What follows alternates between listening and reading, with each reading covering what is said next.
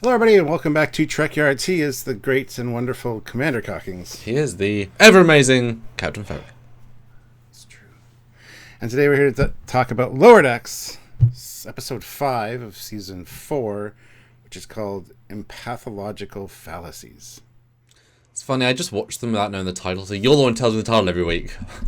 So cool, that makes sense. Cause I skip the pre-titles and I don't look at the title, I just all go into it. Yeah, we're halfway through. What do you think? It was alright.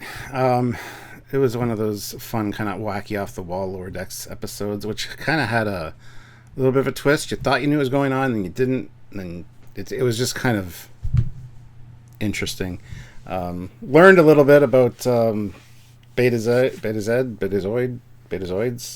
Anyway, that they have an intelligence agency, which makes sense, I guess. And other than that, I mean, finding out that Caitians used to hunt Betazoids for food is interesting. So kind of some dark stuff in there, I guess. But other than that, it was just kind of a fun ride and very, I guess, action-oriented, except for Boimler's stuff, which was just more like mellow and chill. The program. So I enjoyed it just fine, but no new ships, no real progression on the mystery ship plot.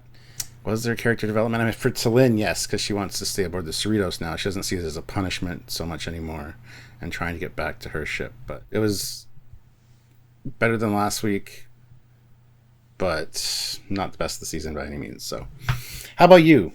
What did you think about it? So I liked it. Lower Decks rarely does bad episodes. We say that often because that's a very, very true statement. I think if you like the world of Star Trek, this is a great episode because you're just getting to live in that world for 22 minutes. You get to see a lot of Star Trek stuff, a lot of character stuff. It might be sort of surface level because they're not acting in character. But I was certainly waiting for that slightly grander story element to come in to justify just a fun, silly episode when there's big things happening, potentially. And there's a tiny amount of that at the end. But it's like it's a B-plot episode. It's a fun B-plot, but it's missing the A-plot.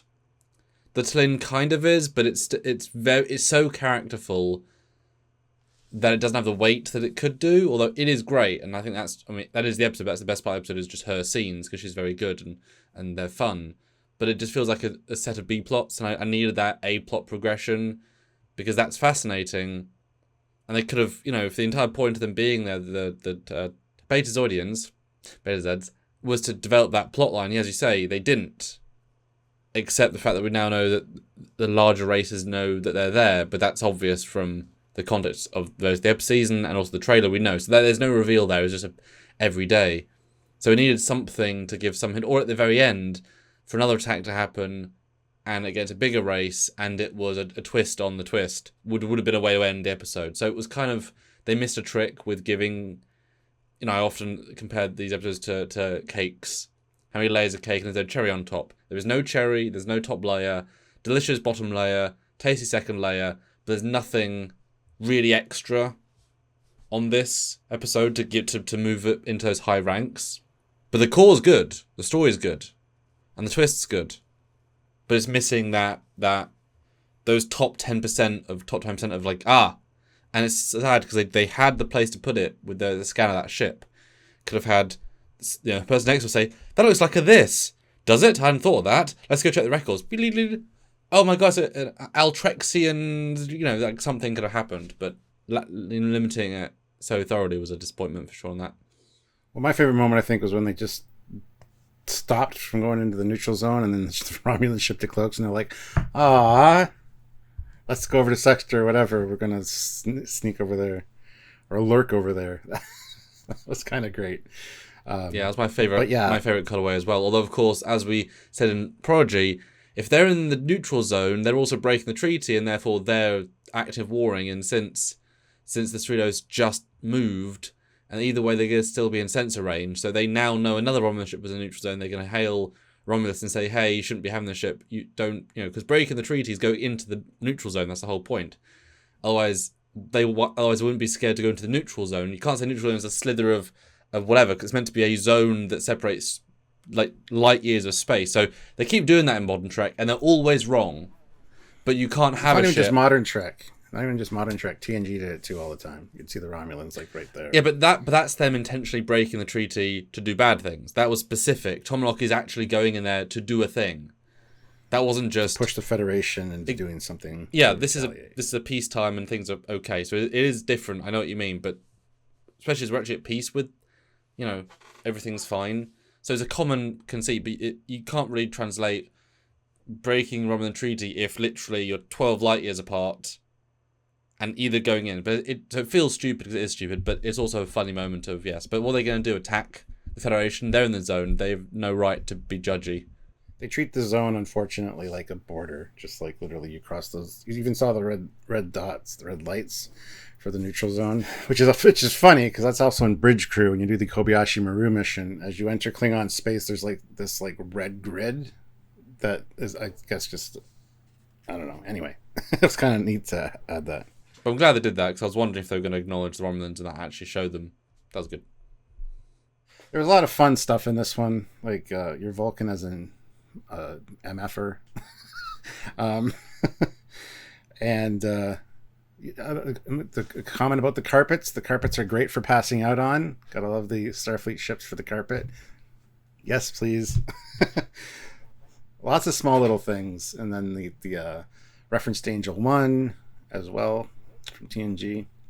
There's a ton of very small good ideas here. Like the security officers being more than just firing phasers and making a giant point of we're here to keep the crew safe mentally and physically in as much as we can. That's nice. It deepens tracks, it deepens all that stuff, and then they go into kick-ass mode, and that all is good. But it's missing that giant moment of something. And again, Mariner say I can't kick my way out of this. That's a problem. Is very in character, but also shows her progression that she's moving forward. I kind of like the Charlie's Angels aspect they took to the Beta Z intelligence forces. That was kind of cool. There's some good action beats in there for sure. Mm-hmm.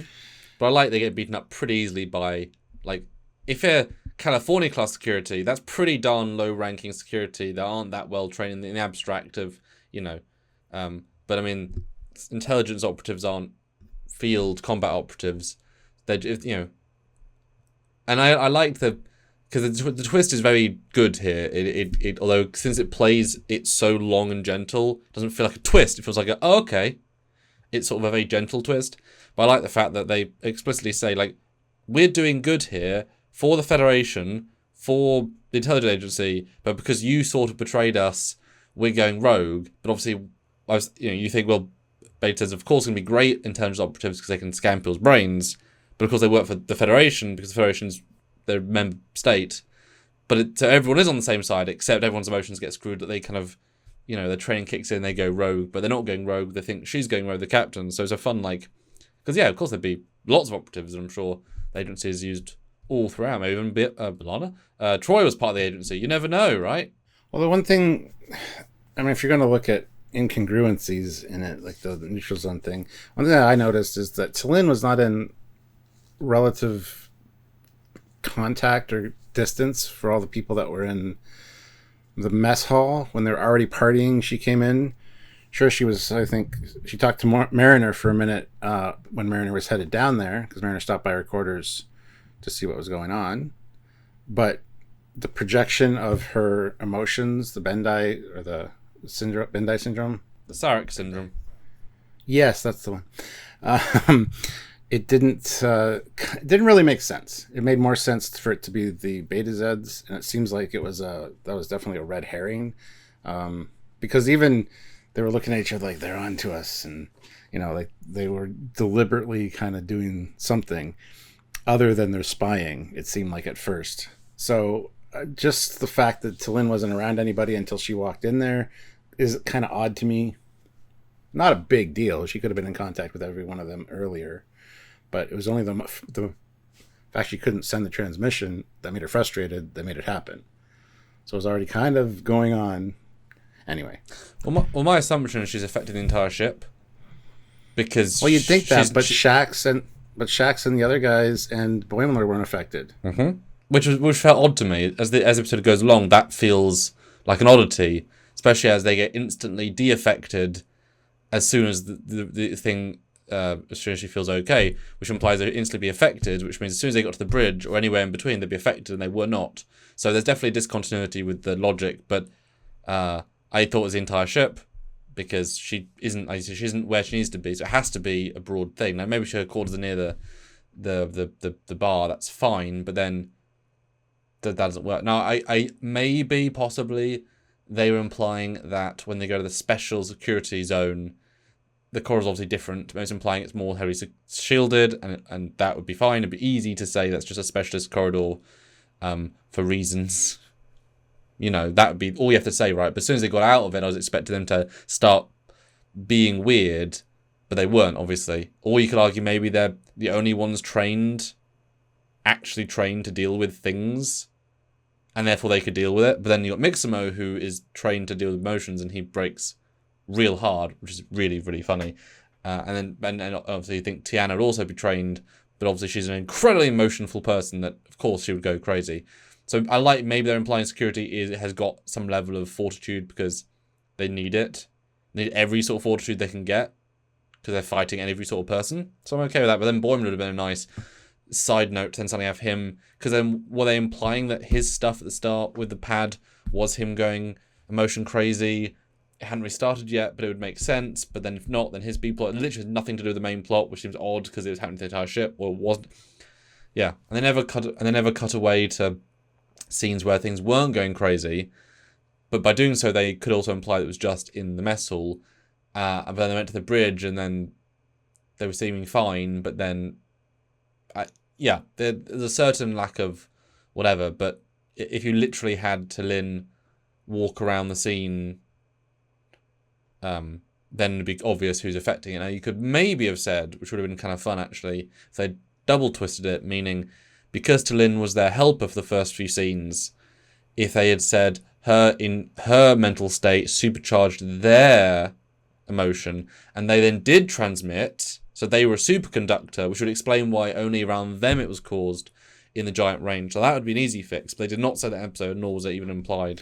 You got to remember, though, that they did send Talin to get more drinks, which she came back to sickbay with, which means she would have had to go to the bar, which means she would have been in the bar. So actually, kind of, but she wasn't trying to send her message before that, though.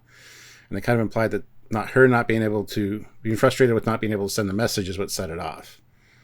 Because that was right before Mariner showed up at her quarters on her way to the bar.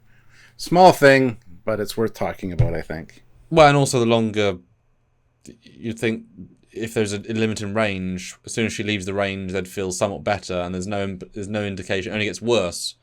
So her range does obviously go from wherever she is, from her quarters to mess hall, either way, because it's getting worse, everyone's getting more crazy. But, animated series, narrative conceit, so when you have to build a twist, sometimes you actually have to make Party A do things they wouldn't normally do to imply it's them, and really it's Party B. You're thinking, well, they're only doing that because it's a twist. But it's like, yeah, but they wouldn't do that, but they have to seem shady. But they're not. So, whichever.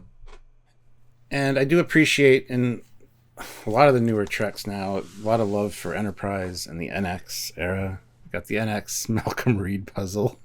Nice small little thing, but...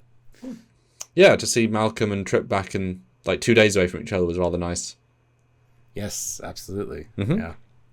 And also, it's a very small thing to see, but there's Cisco in the Trekyards. So that's nice to see him back. Yeah, you got to freeze frame and see, but that's nice. That's some nice art actually they made for that. But yeah, solid episode, but it's more of a season 1 episode. Sort of, if this had been season 1, I think it would have been happier. Although it wasn't really funny. I don't know, it's a weird mix. We just still needed, because the big plot feels so big, it needed more than the status quo information. Yeah, I agree with you. Season 1, sure. Anyhow, they can't all be bangers, am I right? So what did you guys think about this episode? Was it a banger for you? Let us know in the comment section down below. Subscribe to the channel, hit that like button, and make sure that click the bell notification icon to all, because it does notify you, hopefully, sometimes, when we're doing things such as lives and edited content. And while you're here, Stuart, you can click that join button on this channel to join our monthly donation service as part of YouTube. Or, if you don't like YouTube, then do it on Patreon. It's patreon.com/Trekyards. Shocker. Or you can support us directly via Super Chats on any live, Super Thanks on any video. It's like a Super Chat, but on a video. Shocker. Or PayPal, trekyards@hotmail.com, or buy a shirt down below, or all of the above. Do $1 all of them. Crazy. That's right. And join us later today for a full breakdown interview of this scene by scene. They're always fun. We love hanging out with you guys. So until next time, he is Commander Cockings. He's out of Foley. Bye, guys. Bye, everybody.